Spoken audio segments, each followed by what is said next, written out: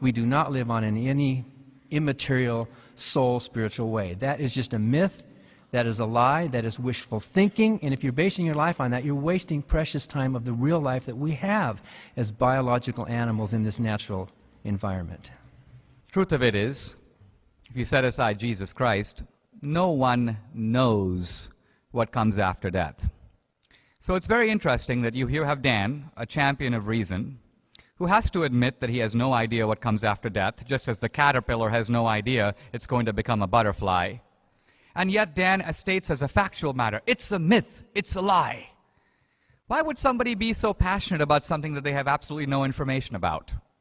I would suggest that Dan is taking a faith-based rejection of life after death. In other words, Dan doesn't want there to be a life after death. Why?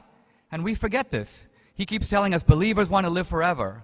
Atheists don't want to live forever. Why? Because nobody wants to be judged for their actions. If there is a death, there may well be a last judgment. Or even in other religions, there's cosmic justice. So there's, in a way, for many people, a desire to avoid moral accountability. And therefore they will profess as fact something that they do not know to be a fact. In reality, there's actually some powerful indications that there is life after death.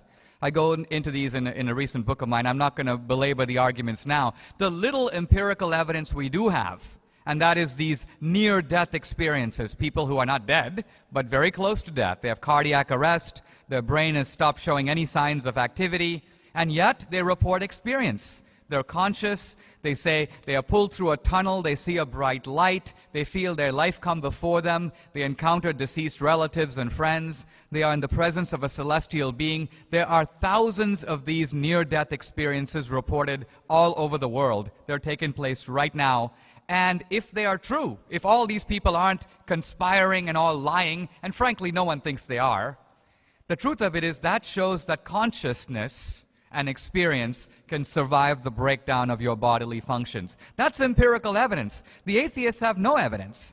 They don't want there to be life after death, so it's only wishful thinking on their part that there should be no last judgment and no life after death. At the very least, I wish they'd just step back and say they don't have a clue. I would like there to be life after death. I never said that. I think it would be fascinating if that were true, to extend our lives. I think so why do you say it's a lie when you have no idea one way or the other? Because what does death mean, right? You mean the death of the body. Your evidence is not evidence for life after death. It's a near-death experience. You haven't crossed any line with these near-death experiences. They're evidence for something going on in our mind. In fact, do you know that these same chemicals that are released to the brain when people are dying, these opioids and endorphins, have been administered to people who are not dead, and under the experience of these opioids, they had near-death experiences. The brain hallucinates, and when the brain goes, it's fighting to live, and it does hallucinate in all these ways and has these interesting, fast, even atheists will have near-death experiences and not think it's Jesus. A Muslim will see Allah, right? A Christian will see Jesus, and atheists, who knows, we see a blank piece of paper, I suppose, but what you just gave us is not evidence for life after death. It's for evidence for how the brain functions near death. And, you know, if there's a life after, and if there's a judgment, if there's a God, I'm not fighting that. I'm not afraid of moral restrictions. I'm not afraid of being judged. And if I'm going to be judged, fine, I'll own up to my judgment. I don't want somebody else paying the death penalty for my actions. We atheists are responsible and mature about this. And in spite of the fact that I might wish to live forever, I'm going to stick with what we do know. And we do not know at this point, beyond what some holy book tells us, that there's any life after death.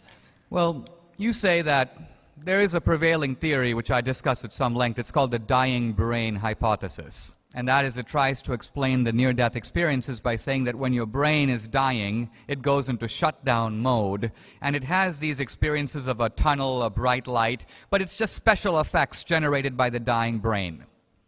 There's one serious problem with this hypothesis that has never been answered.